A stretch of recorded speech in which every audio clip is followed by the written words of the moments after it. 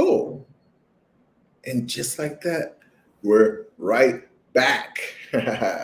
Very excited for today's video. I think this is a totally different thing. We've been working on it behind the scenes for, almost 6 months from the original kind of idea of doing this. And this was definitely one of the concepts that took me into the direction of turning PEFI into the investment fund incubator, as opposed to just being private equity, because there were some other things. I don't think that it's just everything that we want to do, but there were just some other things where it was obvious that with leverage, we could generate some incredible returns that could still basically compete with the returns that we were getting out of PEFIs. And I think the other really neat thing for me was being able to expand without it being dependent on the expertise of around private equity. So part of it is, obviously I'm really involved with each one of these incubators. So right now we have 3 live funds that I'm a GP of. And I just don't want to have too many at any given time, so I'm able to give enough attention to each one. But the other part is being able to really be selective about the deals that we're closing. So the more that we're able to have these different options, and even put capital into these different options, it allows us to really pick the cream of the crop in each of these categories. So when it comes to the investments that we're going to talk about today, we want to pick the absolute cream of the crop, and Byron's already been at work behind the scenes getting some of those deals ready. When it comes to our private equity deals, we don't want too many funds, because then we're not able to really focus on the cream of the crop. And now we also have my publicly traded company, Fiji, which is participating in some funds as well. And so, we just want to make sure that with each one of these things, that we're keeping that same level of potency, and it doesn't get too diluted. So with that, I want to bring my man Byron on. Welcome. You're on mute. I don't know if I need to. No, that's me. My bad, man. Appreciate you having me. What's going on, brother? Yes, it's good to have you on. It's been too long. We've been behind the scenes working on this. It's time to get you to the forefront. There we go. Now, I would say, Byron's way more well known than I am. So the real introduction isn't to the world. The introduction is just to my audience and some of the folks that have been following along. And so I hadn't really talked about it, because this is just different than what we've been talking about. But I didn't want to leave folks out. We had somebody on the last live. It's like, hey, I'm trying to get in touch. I want to get involved. And, with now that we're expanding PEFI into these other categories, I want people that are just interested in funds in general to know, hey, here are these other opportunities. Maybe not for the first one. We've already kind of filled all the spots there, but to know that this is the direction, that there are going to be more and more opportunities as we go along. But before we get into all of that, even before we get into us meeting, which was really cool, I want to go all the way back and talk about just you and before becoming this expert and well-known personality that's in the mobile home space. Yeah, so for sure. So, hello everyone. My name is Byron Sellers. I'm one half of a brand that we created called Mobile Home Elite Investors.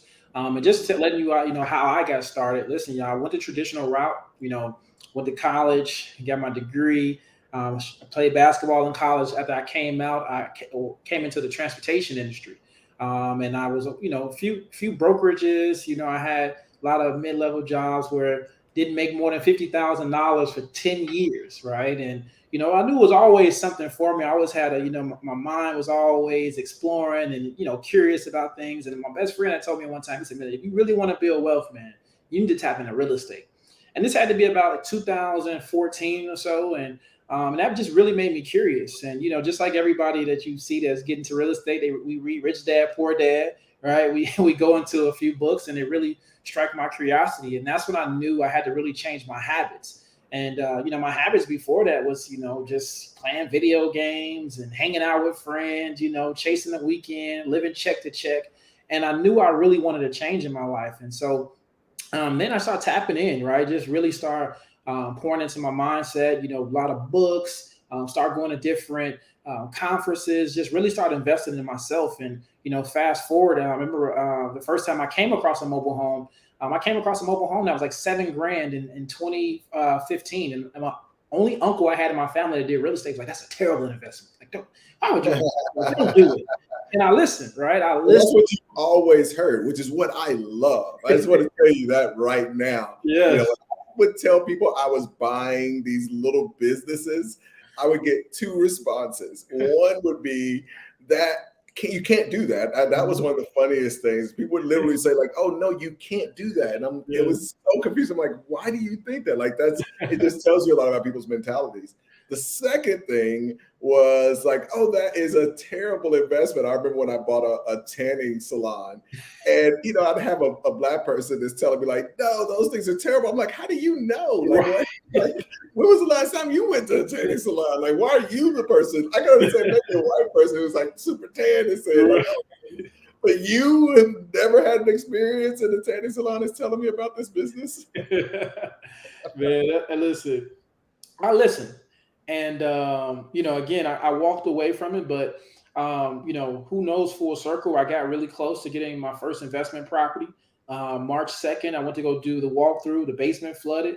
And so it's like, you know what? I walked away from that deal. March 3rd, went to work and I was fired.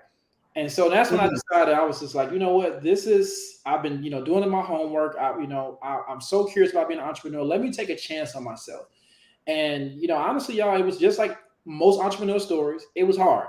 It was very hard. For money, I tried a lot of different things, different MLMs. I tried, because again, I was just hungry for money. And at the time I maxed out my credit cards on personal development because I knew I had to get my mind right before I got my money right.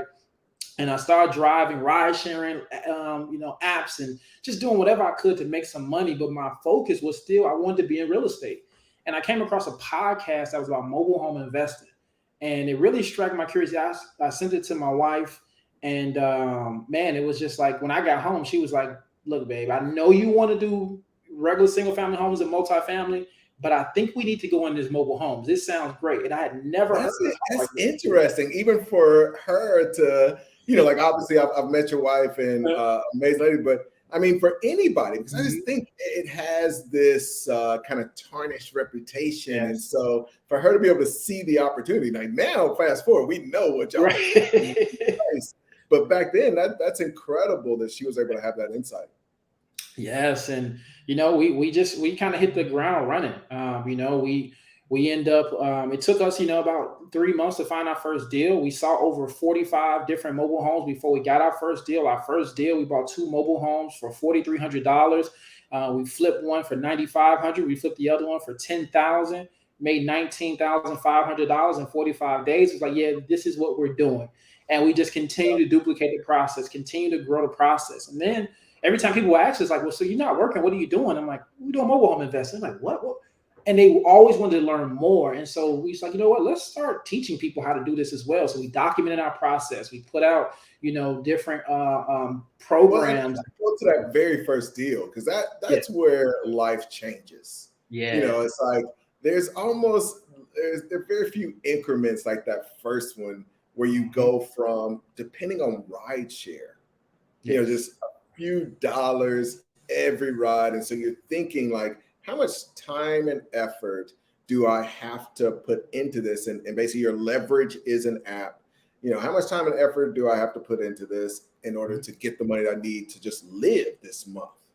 Yeah. And so transition that until, and you say 45 days, you made the 19,000, but the truth is the amount of hours is like compared, the amount that you're making per hour compared to that ride share job that you have at that point. I mean, that is just a life changer. once you Oh, realize like, oh, I can go and do this thing. And yes. man, the freedom that creates is incredible. The other thing I want to point out, and we're going to talk about bigger parks and that kind Mhm. of thing, but you start to see in certain games, there's a tremendous amount of ROI.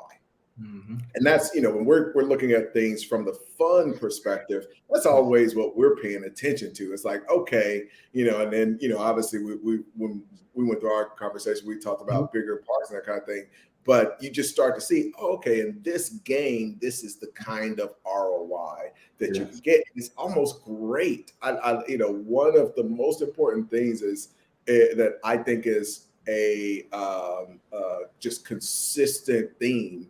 is the categories that we want to play in Mhm. as the investment fund incubator are the ones where everybody's like, oh my God, like, why are you doing that? That sounds terrible. Like mobile homes, that's terrible. Small Yeah. business, why are you fooling with those? Yeah, so that's great. That's so true. Yeah, and man, honestly, like you said, from that first deal, that just gave us the confidence. And once we start educating people, that gave us even more confidence because you see people taking your formula and it's working for them. And Mhm. the biggest thing for us was the first deal that we did. Every mobile home community has something called lot rent, right? Site fee, and that's how the owners get paid, right? As a mobile home park owner, you get paid from the land, right? You get paid from the land. Now you can rent out mobile homes, but the money you get is from the land. And so we at the gym at the time, the mobile home park, the lot rent was at $575. And we was like, well, so how many units do you guys have in here? And he said we have over 600. We did the Wow. math. It was like, wait, you guys are bringing in over $300,000 a month. That was when it clicked for us immediately. Like, no, we're going to play the bigger game eventually, right? We started out here, but the bigger game is to own the land. And so that was our, that was what the goal was. And, we were blessed that, again, honestly, I will say about a year and 6 months later, we were able to start investing in mobile home communities. And so, that led to bigger and better things. And, just now, again, even meeting you, man, and just, taking the vision and then being able to scale it, right, at a different rate. Man, it's been a blessing ever since. Yeah, man. So let's take a typical mobile park deal and talk through what that looks like. And then we'll jump into kind of us meeting and where we are today. Yeah, for So, sure. So I'll give you an yeah. example, man. So our first community that we invested in, it was a 54 unit, right in Greensburg, PA, and had one single family home on it, 54 mobile homes. And the beautiful thing, it already had a community manager. It already had so a maintenance. And what I love about it, like our mutual friend Ron told me, he said, "Man, listen, it's like buying a business, right? It already has intricate pieces." And that community originally was listed at 1.7 million, and my partner, he was able to get them down to 1.1 million. So think about it, we got 54 units for 1.1 million. If you think about it in a multi-family space, that is insane, Nuts. right? And we did some value adds to the community. Value adds look like more so the grounds, signage. We filled some more vacancies when we got. I think when we got the park, the vacancy rate was right about 54%. So we got that up around 75%, and 13 months later, we were able to sell that community for $2.7 million. And we got this in a recession.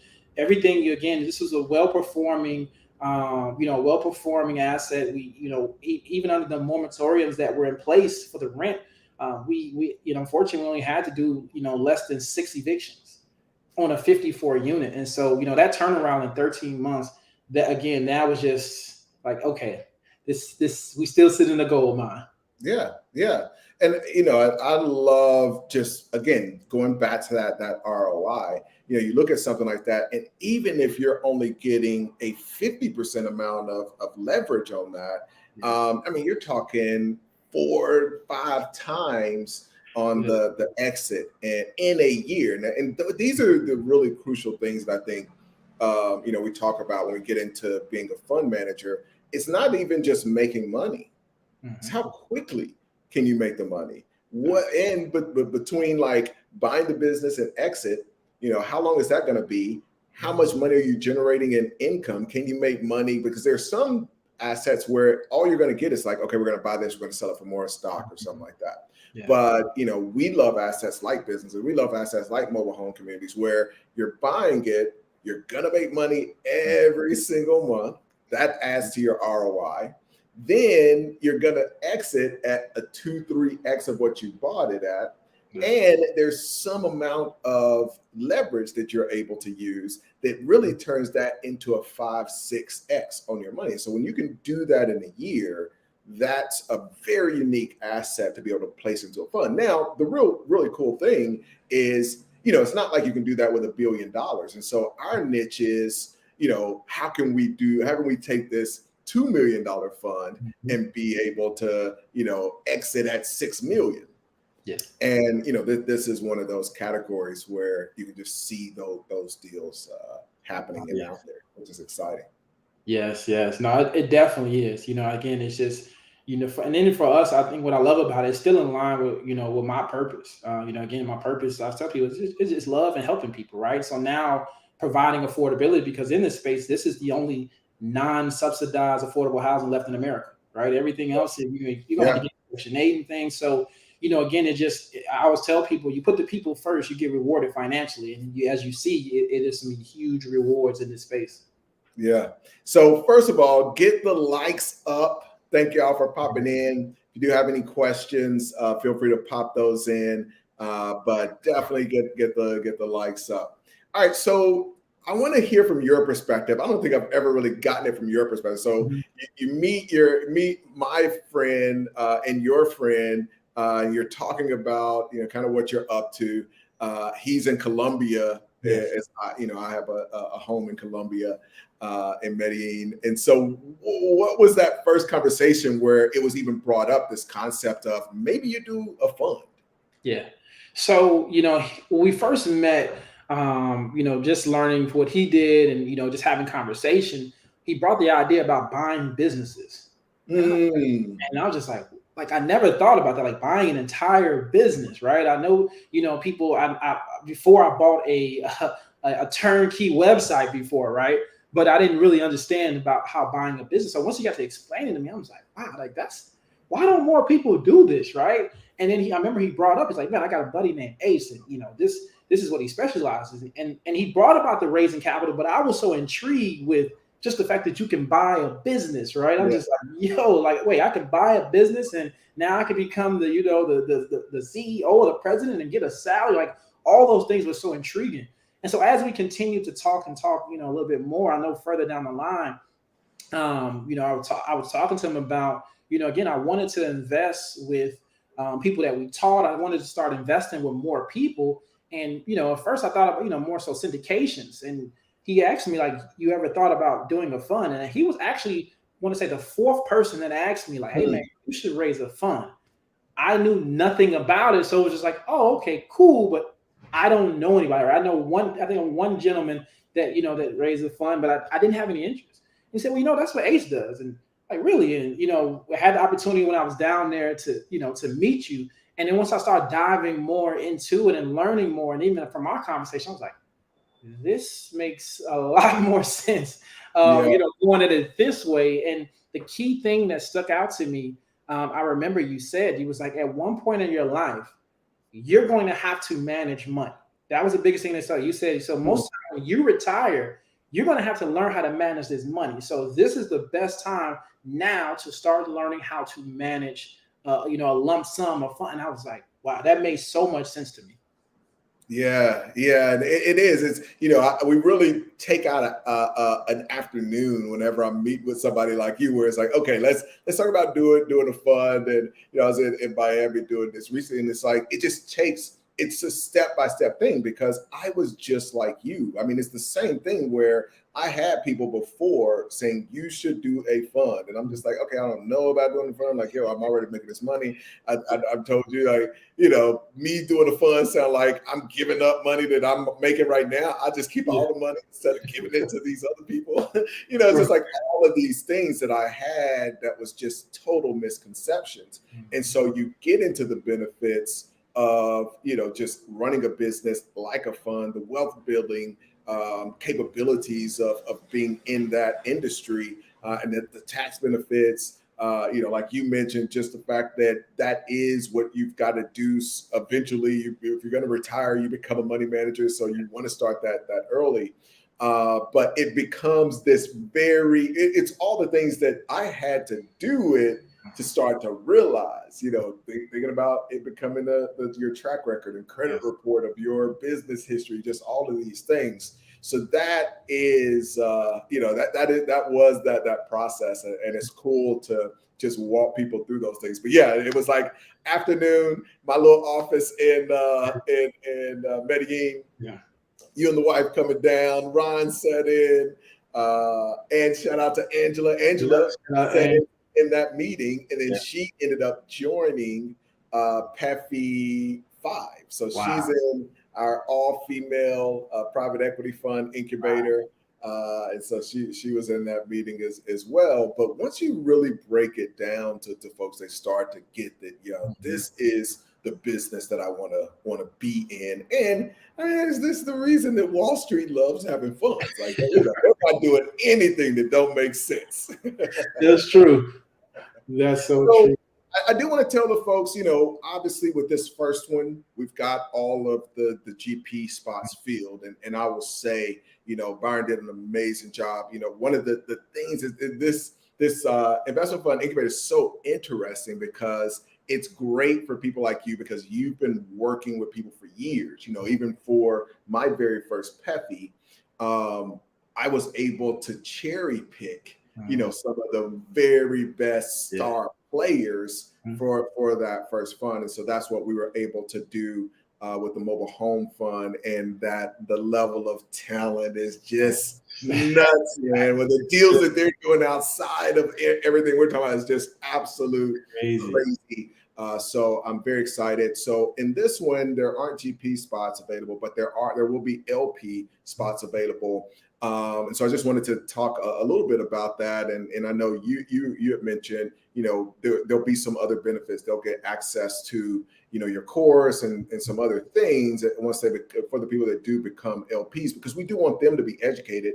And then the other benefit from our side is they're going to get to just follow along. It's not just, hey, here, and I'm investing in plenty of funds like that, where it's just, I don't care what's going on.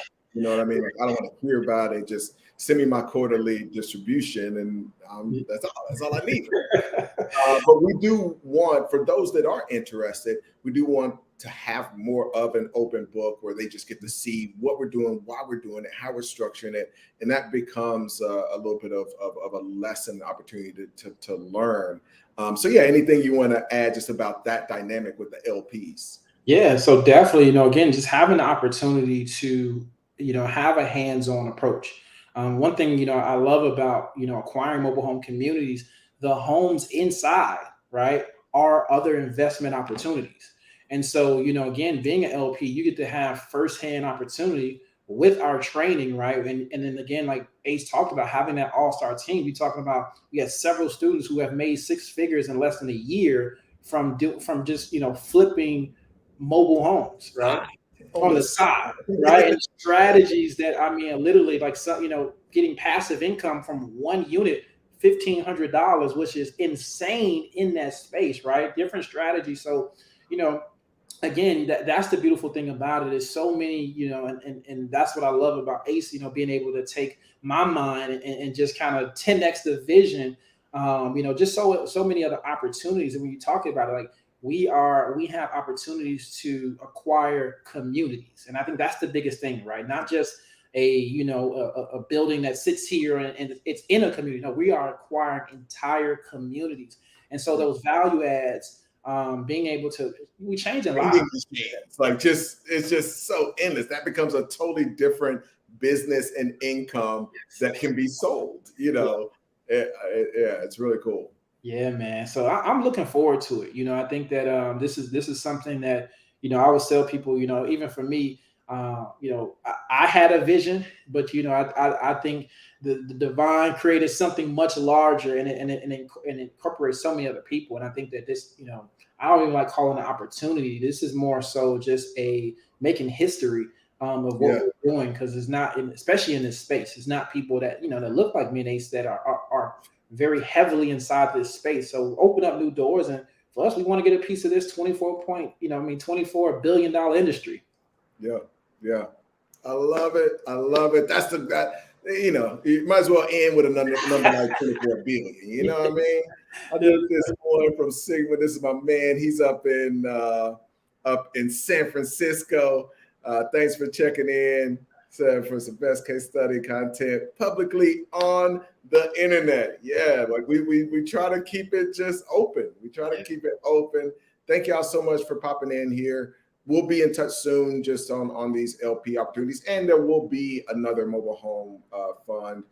So we'll be having GP. So if you're interested in that, be sure to reach out as well. Byron, thank you so much. Very excited to have you as a partner, and just excited to run this thing up, man. Thanks for coming on. If you're not subscribed, subscribe. Be sure to like this, share this, get the word out that these kind of opportunities exist. Thanks.